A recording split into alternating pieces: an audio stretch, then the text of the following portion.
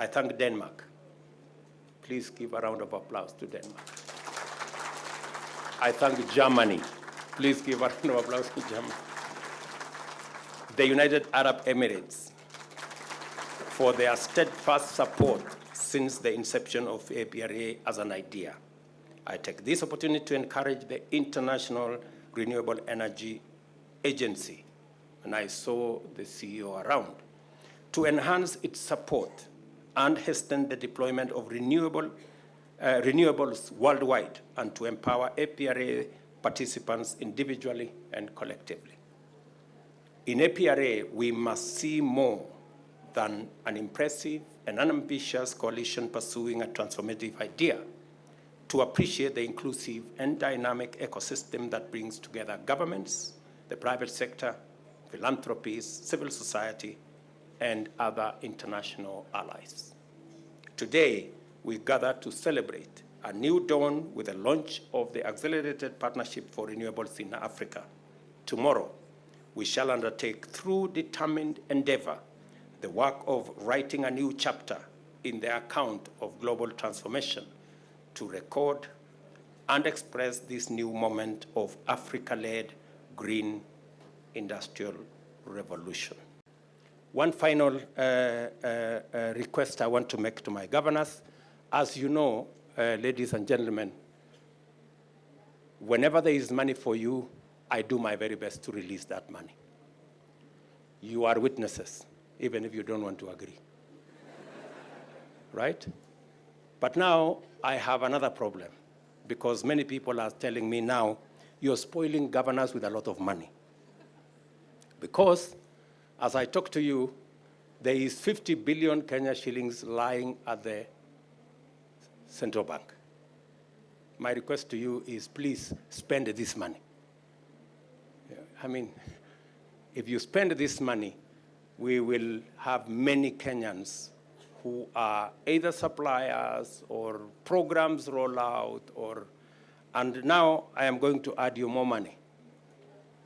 So my request to you is, let us make sure that we roll out our programs, we spend these resources, it's good for our economy, and it makes me also collect more tax so that I can do what I have to do. Another commendable achievement under the FLOCA is the development of county climate change action plans through inclusive and through participatory climate risk assessments at the community level. Additionally, the government under FLOCA has transferred nearly $7 million, about $1 billion shillings, to counties to support county institutional reform and county-level participatory climate risk assessments. This support has borne fruit and pointed us in a highly encouraging direction towards progress in climate action. As a result, I will today issue Kenya shillings 7.2 billion, approximately $50 million to counties in the form of county climate change investment grants, which, together with the Kenya shillings 3 billion, about $20 million of county-owned resource allocations, will finance local climate action priorities in agriculture, water, and national resource management in every county, cascaded to every ward. I very sincerely thank our governors for their support of the program, which has made it easier for us to achieve so much progress in such a very short time.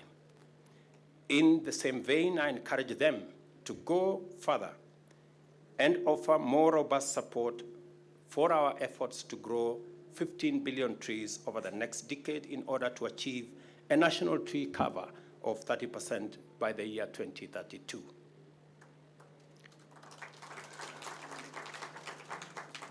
I commend the effective collaboration between the Ministries of National Treasury and Planning and Environment and Climate Change and Forestry with the Council of Governors, which have facilitated the implementation of FLOCA, recognize the significant support that has come from the World Bank, the governments of Germany, Sweden, Denmark, and Netherlands, and encourage more development partners to come on board.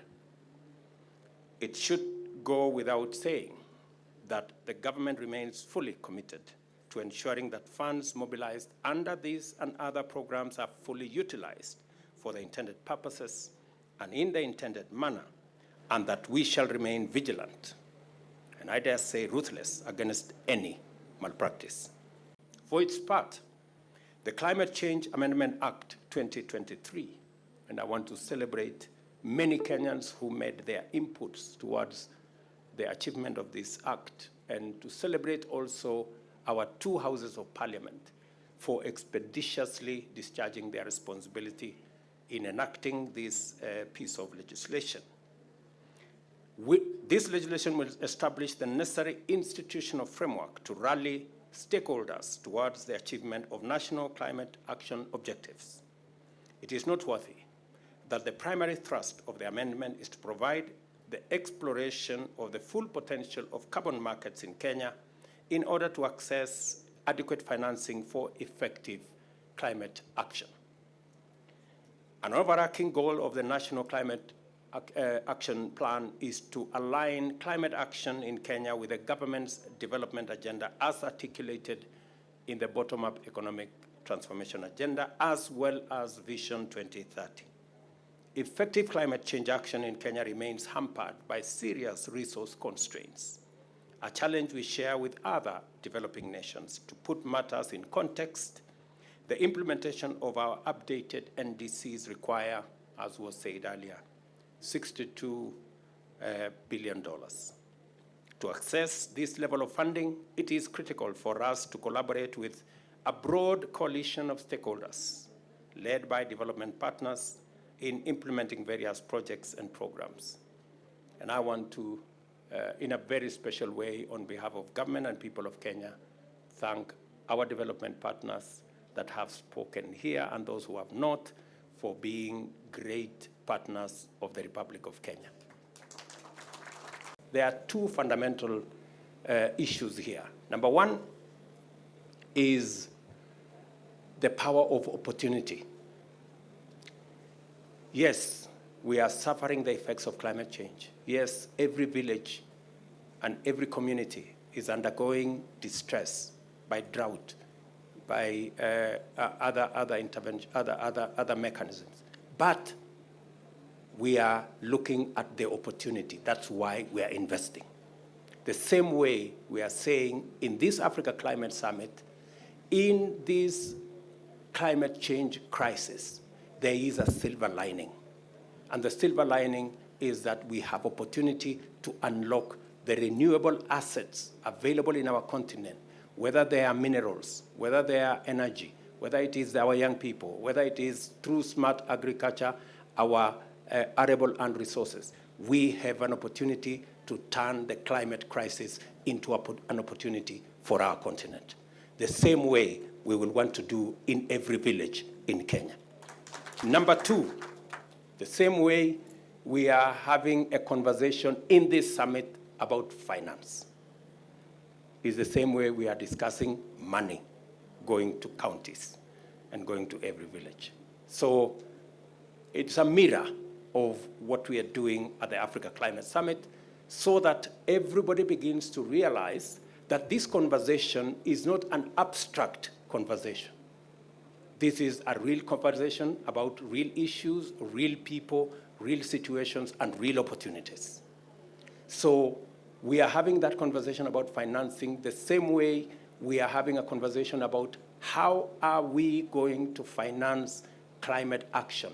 How are we going to raise the resources to unlock the potential in renewable energy, the potential in green minerals, the potential in the global workforce that is the African population, the potential in 2/3 of the world's arable land being in this continent? How do we unlock that?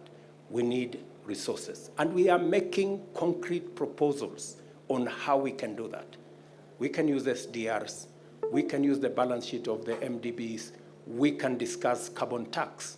And we are going to be making very concrete proposals on how to raise that money.